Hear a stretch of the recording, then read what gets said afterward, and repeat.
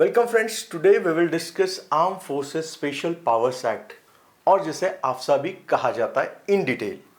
Now we will discuss what exactly is AFSPA, constitution में क्या provision है regarding law and order, then history of AFSPA, then special powers क्या enjoy करते हैं इसके under वो, देन आफ्सा के बारे में बार बार क्रिटिसिज्म क्यों आता है, डिफरेंट कमिटीज का क्या ओपिनियन है, एंड देन सुप्रीम कोर्ट के जजमेंट या observation, and then finally conclusion and mains and prelims question as usual. So let us start the video. First we should discuss what exactly are the constitutional provisions. Then you may say, so why? Because this is something which is related to law and order, public orders. Topic is related to internal security. Then comes the first question, कि a public order falls under which list? If you read the Indian Constitution carefully, under Schedule 7 of Indian Constitution, we have three lists: Union list, State list, and Concurrent list. Subject which falls under Union list, Union can make laws. State list, State can make laws. And Concurrent list, both can make laws, but if there is a clash, central law shall prevail. So if you go through the Schedule 7 State list, it is clearly specified that public order, police and prison, these are the state subject. Then comes the next question. So if the subjects are state, then how center can intervene? If you read the union list, you will get the answer in union list, point number 2. Naval, military, air forces and any other armed forces. That itself means under this provision, central government has the power to raise any number of armed forces. For example, CRPF, CISF, etc. Does that mean सिर्फ एक ही provision है?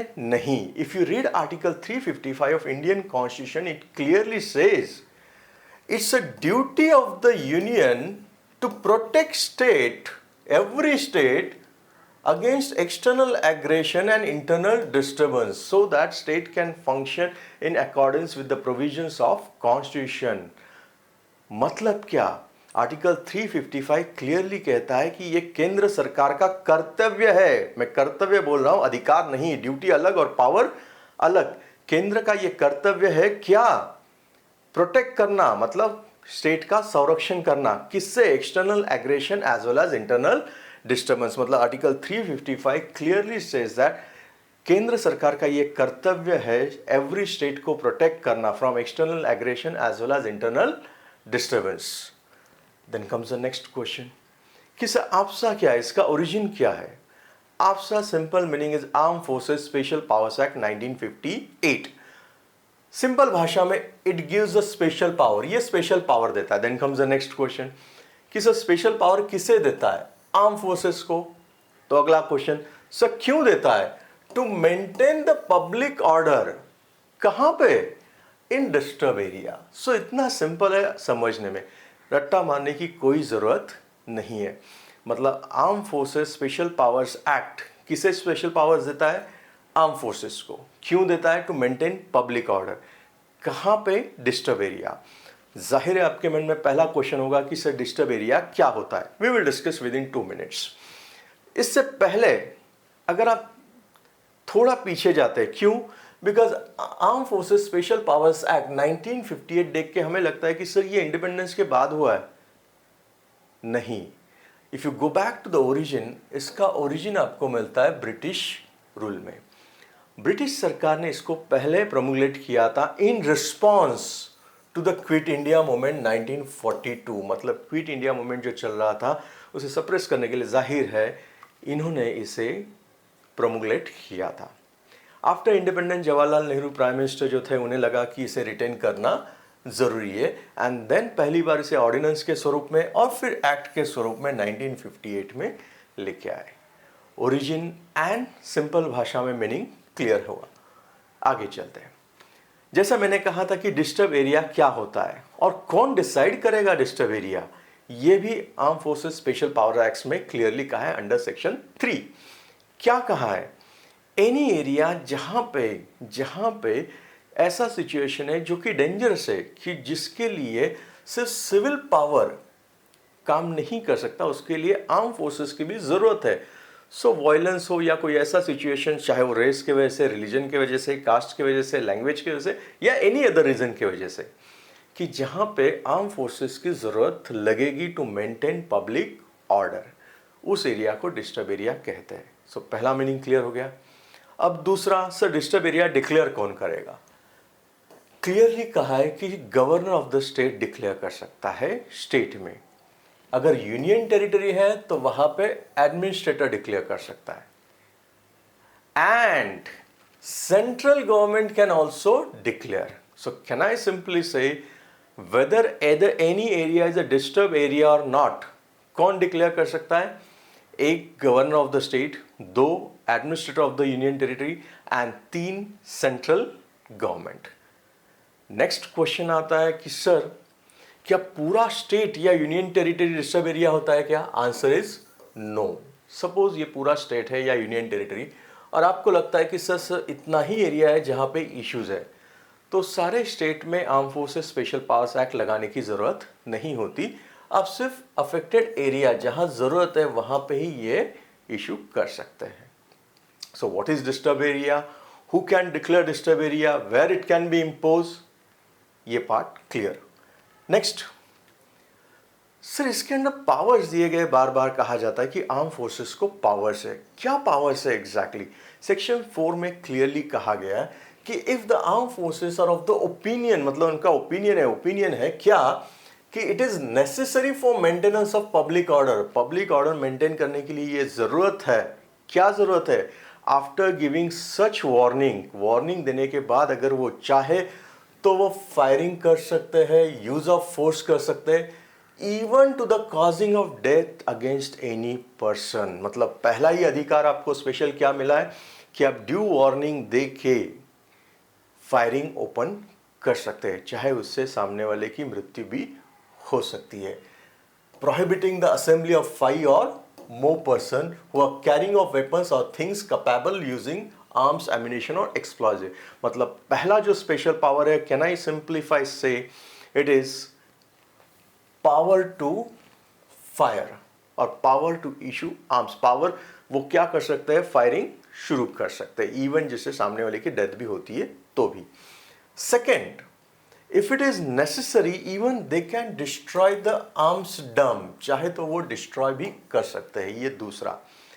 तीसरा, they have power to arrest without warrant any person, मतलब किसी भी व्यक्ति को without warrant वो अरेस्ट कर सकते हैं।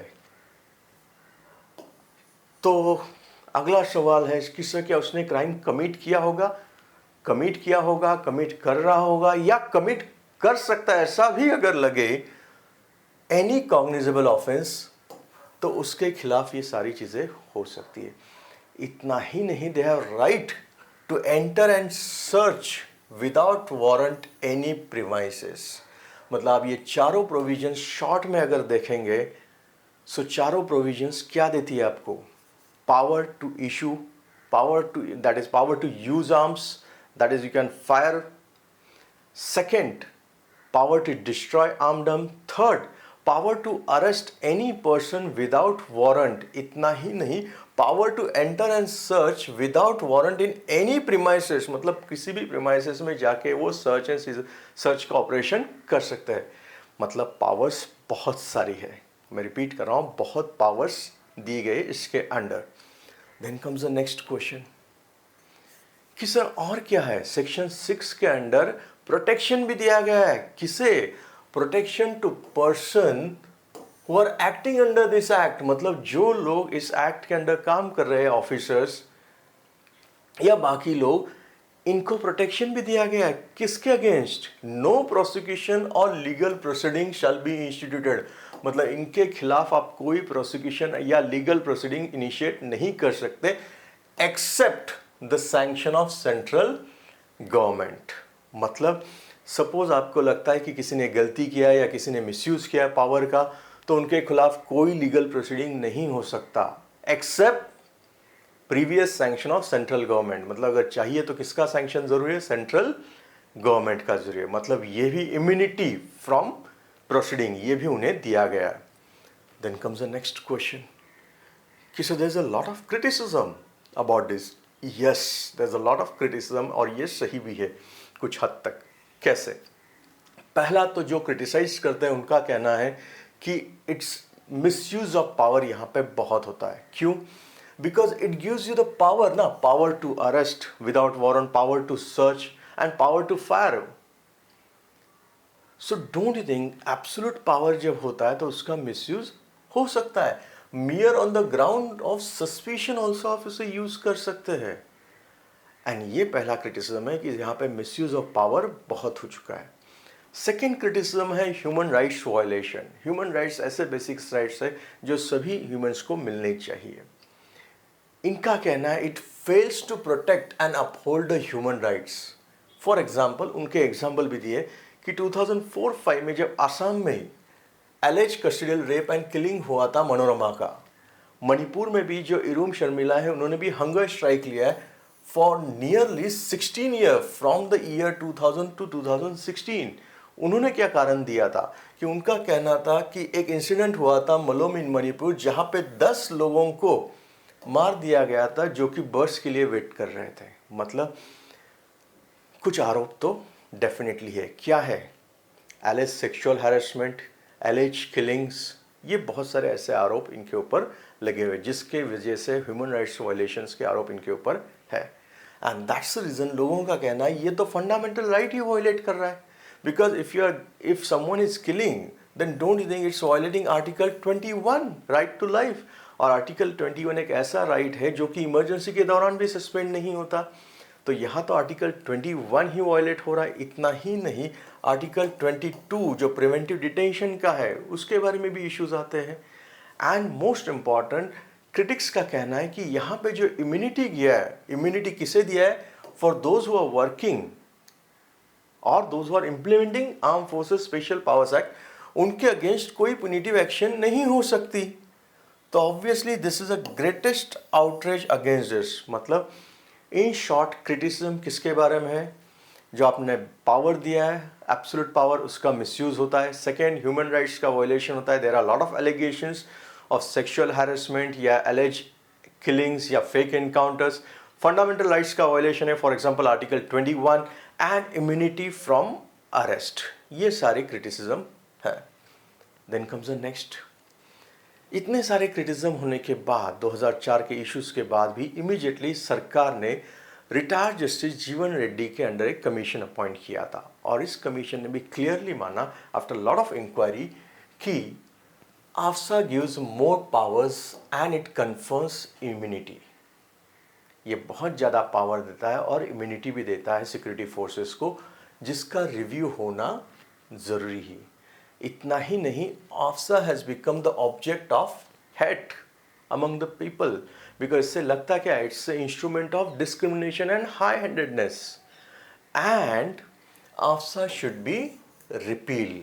सो in simple language Reddy commission का क्लियर कहना था कि आफ्सा रिपील करो। इसके जो ज़्यादा पावर्स दिया है, इम्यूनिटी दिया है, इसका रिव्यू होना ज़रूरी है। और AFSPA has literally become the symbol of hate.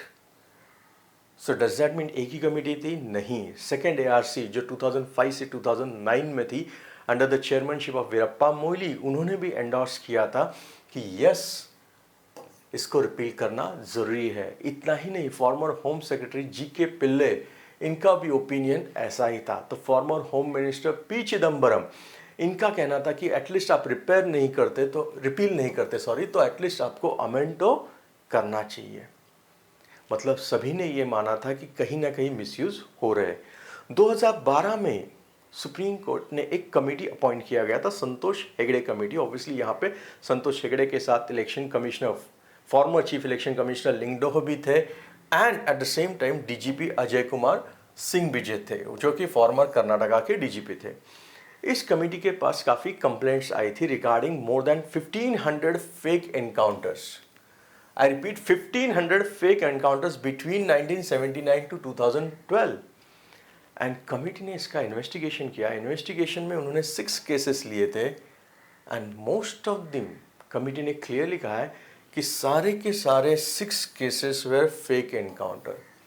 मतलब 6 केसेस का उन्होंने इन्वेस्टिगेशन किया, 6 के 6 फेक एनकाउंटर थे, जिसमें एक 2009 का killing of 12 year old boy का भी था। मतलब सारे कमेटी ने कहीं ना कहीं ये तो माना कि कहीं ना कहीं मिसयूज़ तो हो रहा है, चाहे वो सुप्रीम कोर्ट हो या फिर कमिटीज हो या कमीशंस हो। Then comes the next question कि सुप्रीम कोर्ट ने आफ्सा के बारे में क्या फिर इसे अनकॉन्स्टिट्यूशनल डिक्लेयर किया है क्या? नहीं।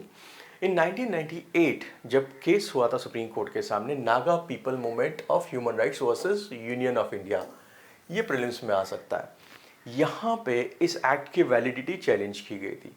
उस वक्त 5 जजेस के बेंच ने क्लियरली कहा है कि AFSPA can not be considered as a violation of constitution, मतलब आफ्सा कॉन्स्टिट्यूशनल है। उन्होंने कहा यस, इसमें कुछ गलत नहीं है।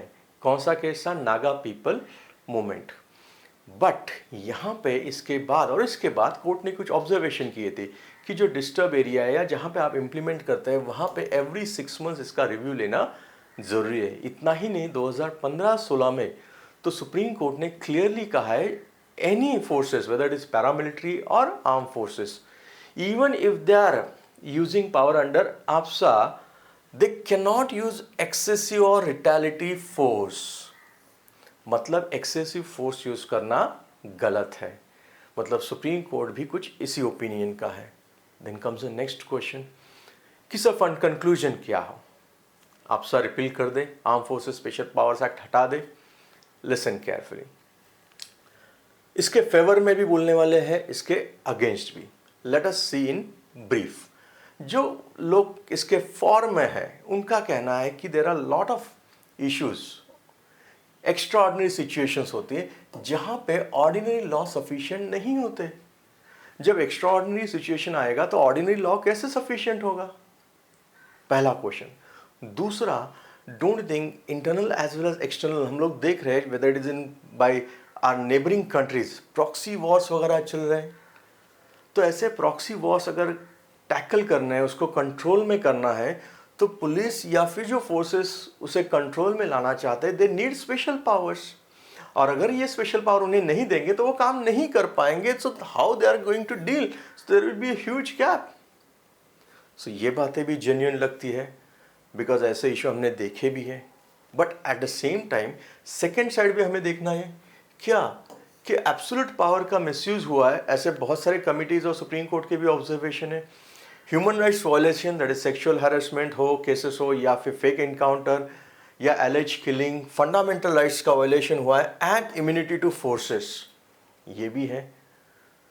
So those who are for, उनकी बातें भी कुछ जेन्युइन लगती है, but those who are against, वो तो वैलिडिटी प्रूव भी हो चुका है बहुत सारी कमिटीज ने। सो क्या होना चाहिए? व्हाट आई फील, जो क्रिटिसिज्म हुआ है उसको सीरियसली लेके, because at the end of the day we need certain laws. जो लॉज लगते हैं या जो पावर्स दिया जाता है, that is for maintaining national unity and integrity. So laws और पावर्स तो देने पड़ेंगे, बट क्या होना चाहिए? जैसे सुप्रीम कोर्ट ने कहा कि आपको पावर दिया है, ज़्यादा पावर दिया है, तो उसका ज़्यादा रिस्ट्रेंट से यूज़ होना चाहिए। फर्स्ट, ज़्यादा पावर है इसका मतलब ज़्यादा यूज़ नहीं होना चाहिए, उल्टा रिस्ट्रेंट से यूज़ होना चाहिए। सेकेंड, आफ्सा वहीं पे लगाओ जहाँ पे ज़रूरत है, एंड केस बाय केस इसे आप रिवाइव करो। सो जहाँ जहाँ लगता है आपको स्थिति कंट्रोल में आ रही, आप धीरे धीरे वो एरिया कम कर सकते हैं, and that is a better solution. So आज की तारीख में अगर हम देखेंगे भारत में, don't think there are certain areas जहाँ पे आफ्सा लगा हुआ था। For example Punjab, Kashmir and North East के एरिया में, obviously with their versions. So don't think, यहाँ पे अगर आप ठीक तरह से देखेंगे तो नेबरिंग स्टेट से कहीं ना कहीं इश्यूज तो आते ही रहेंगे। सो आर्टिकल 355 के अंडर, जैसे मैंने कहा, it's a duty of centre to protect state against external aggression और internal disturbance.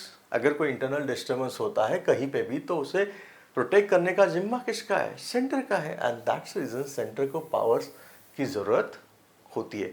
But obviously power should be use with caution, उसका कोई मिसयूज नहीं होना चाहिए, एज सुप्रीम कोर्ट ने जैसे कहा था। देन कम्स द नेक्स्ट कि सर मेंस के लिए क्या क्वेश्चन आ सकता है?